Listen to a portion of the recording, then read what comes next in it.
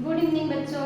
जैसा कि कल हम लोगों ने पढ़ा था सर्वनाम के बारे में। सर्वनाम में हम लोगों ने पढ़ा था सर्वनाम की परिभाषाएं। तो जो शब्द संज्ञा के बदले में प्रयोग किए जाते हैं उसे हम सर्वनाम कहते हैं। और मुख्यतः बोलचाल की भाषाओं में हम 11 सर्वनाम का प्रयोग करते हैं। उसके बाद हम लोगों ने सर्वनाम के भेद के बारे में पढ़ा था कि सर्वनाम के कितने भेद होते हैं। तो सर्वनाम के 6 भेद होते हैं। 6 भेद में से हम लोगों ने पहला पुरुषवाचक सर्वनाम को अच्छे से डिटेल में पढ़ा था कि जिसमें हम लोगों ने पढ़ा था उत्तम पुरुष क्या होता है, मध्यम पुरुष क्या होता है और अन्य पुरुष क्या होते हैं। उसके बाद हम देखते हैं दूसरा हमारा निश्चयवाचक सर्वनाम। तो बच्चों, निश्चयवाचक सर्वनाम से हमें ये पता चला कि जो निश्चितता का पता चले, जिस सर्वनाम से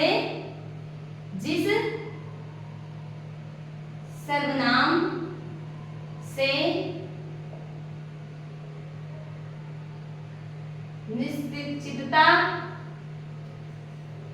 का बोध होता है उसे निश्चयवाचक सर्वनाम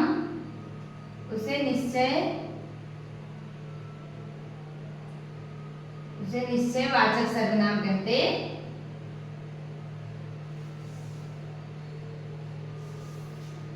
हैं।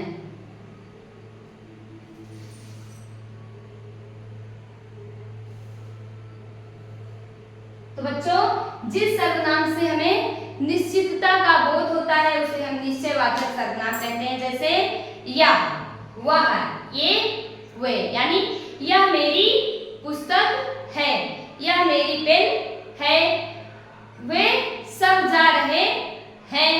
ये सब हमारा क्या हो गया, निश्चयवाचक सर्वनाम। जैसे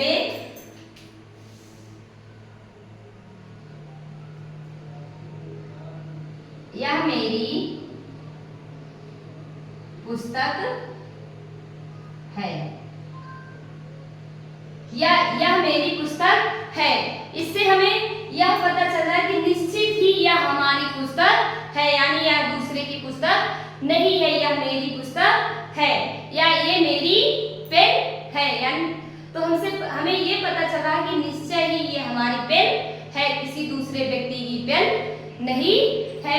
उसके बाद बच्चों हम देखते हैं नंबर 3 अनिश्चयवाचक सर्वनाम।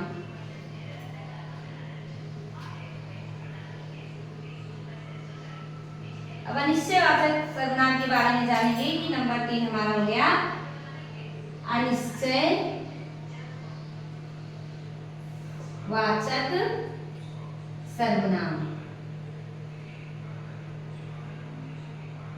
तो बच्चों, हम अनिश्चयवाचक सर्वनाम के बारे में देखते हैं कि अनिश्चयवाचक सर्वनाम क्या होता है। तो जैसे हमें निश्चयवाचक सर्वनाम के बारे में पता चला कि जो हमें निश्चितता का बोध कराए उसे हम निश्चयवाचक सर्वनाम कहते हैं। और अनिश्चयवाचक सर्वनाम में जो हमें अनिश्चितता का बोध कराए, यानी जिसमें कोई निश्चित ना हो। जैसे कि कोई व्यक्ति दरवाजे पर खड़ा है, तो कोई व्यक्ति दरवाजे पर खड़ा है तो दरवाजा अगर बंद है तो हमें यही लग रहा है ना कि कोई खड़ा है, हम उसको कंफर्म नहीं कर पा रहे हैं, जान नहीं पा रहे कि कौन खड़ा है। उसे हम अनिश्चयवाचक, अगर हम गेट खोल के देख लेते हैं कि कौन है व्यक्ति, अगर हम उसका नाम जान जाते हैं तो वो हमारा निश्चयवाचक सर्वनाम हो गया। और जब तक गेट बंद है हमें ये पता चल रहा है कि कोई खड़ा है, वहां पे अनिश्चयवाचक सर्वनाम होगा। देखते हैं जिस सर्वनाम शब्द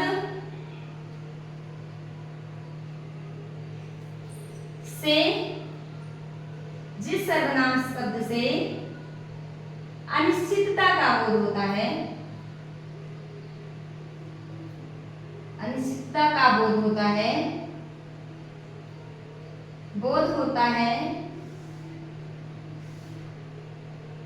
उसे अनिश्चयवाचक सर्वनाम कहते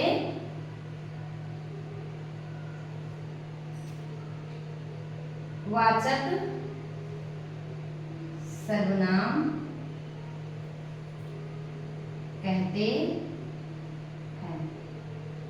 बच्चों हम देखते हैं कि जिस सर्वनाम शब्द से हमें अनिश्चितता का बोध हो रहा है उसे हम अनिश्चयवाचक सर्वनाम कहते हैं। जैसे कि जो दरवाजे पर खड़ा है, मतलब कोई व्यक्ति दरवाजे पर खड़ा है, तो हम यहाँ से जान रहे हैं कि कोई व्यक्ति खड़ा है, लेकिन जब हम दरवाजा खोलेंगे उस व्यक्ति को देखेंगे तो वो हमारा देख करके उसको हम जान जाएंगे कि कौन है, तो वो निश्चयवाचक सर्वनाम हो गया। और गेट बंद करने के बाद हम जो देखते हैं जहाँ पे कोई, कौन, कुछ, कहाँ आता है, वो हमारा सारे अनिश्चयवाचक सर्वनाम हो जाते हैं। जैसे मुझे कुछ दे दो, तो कुछ में बहुत सारी चीजें हो जाती है ना, क्योंकि निश्चित नहीं है, कुछ में तो कुछ भी हो सकता है। मुझे कुछ खाने को दे दो, या कुछ पहनने को दे दो, या कुछ पढ़ने को दे दो, यानी कुछ, कौन, ये सब हमारा क्या हो गया, कुछ शब्द जहाँ पे आ गया है वहां पर अनिश्चयवाचक सर्वनाम हो जाता है। और जब हमें कंफर्म हो जाती, मतलब पक्का हो जाता कि यही वस्तु है, तो वहां पर निश्चयवाचक सर्वनाम का प्रयोग किया जाता है। उसके बाद बच्चों हम लोग निश्चयवाचक और अनिश्चयवाचक सर्वनाम को अच्छे से देखें। उसके बाद हम संबंधवाचक सर्वनाम के बारे में जानेंगे कि संबंधवाचक सर्वनाम क्या होता है। तो हम देखते हैं संबंधवाचक सर्वनाम।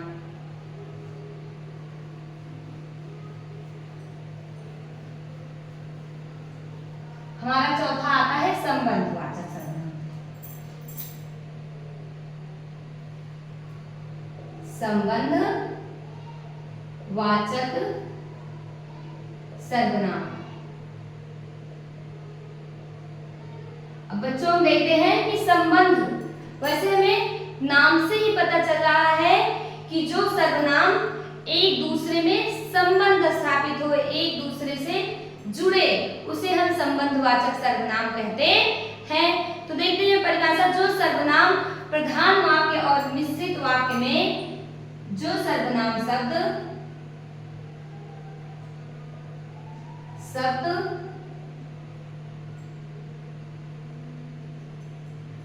प्रधान वाक्य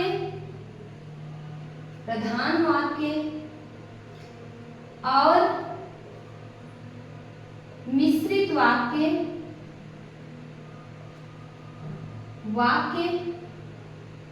में संबंध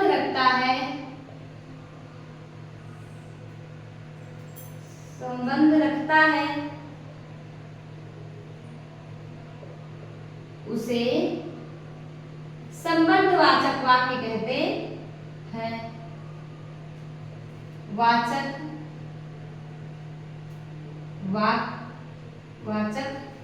सर्वनाम कहते हैं,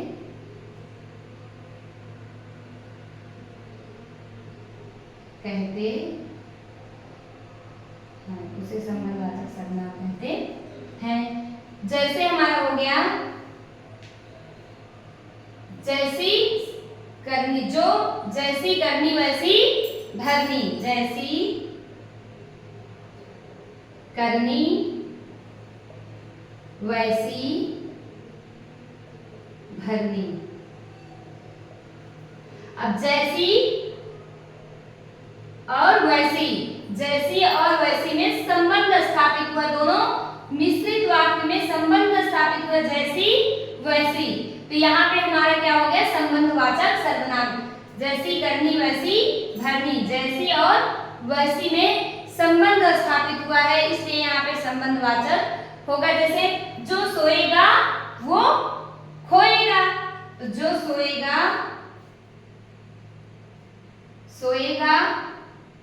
वो खोएगा। जो और वो में संबंध स्थापित हुआ है। जैसे सोएगा प्रधान वाक्य है और वो खोएगा एक मिश्रित वाक्य है, इसलिए यहाँ पे दोनों में संबंध, जो और वो में संबंध स्थापित हुआ है, इसलिए इसको हम संबंधवाचक सर्वनाम कहते हैं। उसके बाद हमारा आता है पांचवा कि निजवाचक सर्वनाम। अब बच्चों हम निजवाचक सर्वनाम के बारे में जानेंगे। वैसे हमें नाम से ही पता चल रहा है कि निजवाचक सर्वनाम क्या होता है। निज मतलब होता है स्वयं, यानी जो स्वयं के लिए प्रयोग किया जाए। हम देखते हैं अब नंबर 5 सर्वनाम क्या होता है उसके बारे में डिटेल से जानेंगे। पांचवा हमारा हो गया निज वाचक सर्वनाम।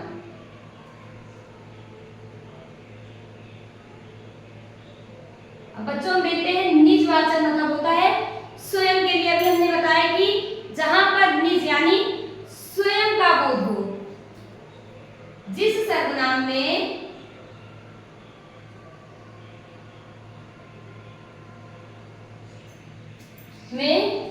निज यानी स्वयं का बोध होता है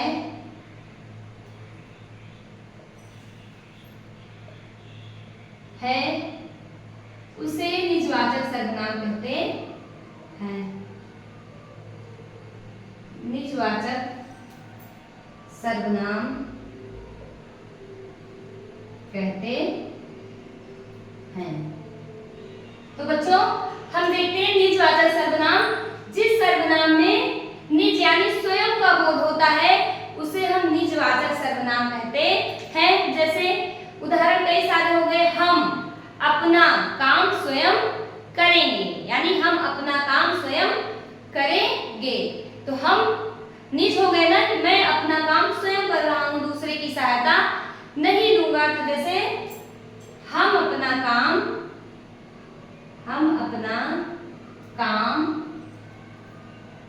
स्वयं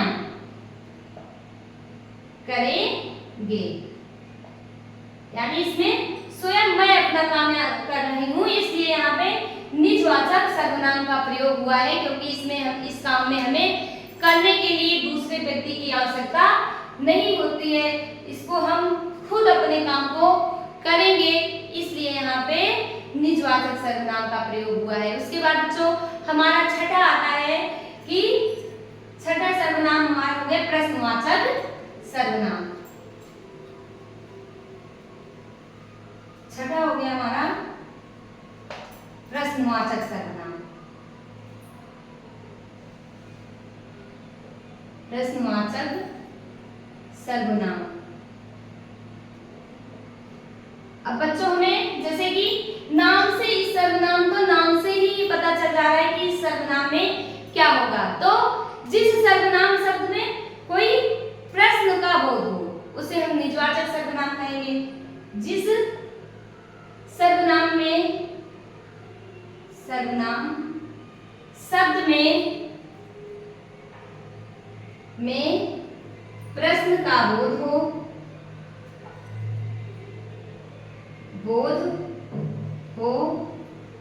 उसे प्रश्नवाचक सर्वनाम कहेंगे।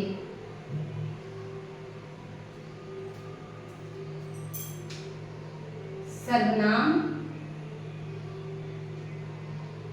कहेंगे। तो जिस सर्वनाम शब्द में प्रश्न का बोध होता है उसे हम प्रश्नवाचक सर्वनाम कहते हैं। जैसे कौन जा रहा है या कौन पढ़ रहा है, तुम कहाँ जा रहे हो, हम क्या कर रहे हैं, तो वहां पे प्रश्नवाचक सर्वनाम का प्रयोग होगा। जैसे देखते हैं बच्चों हम, जैसे कौन दौड़ रहा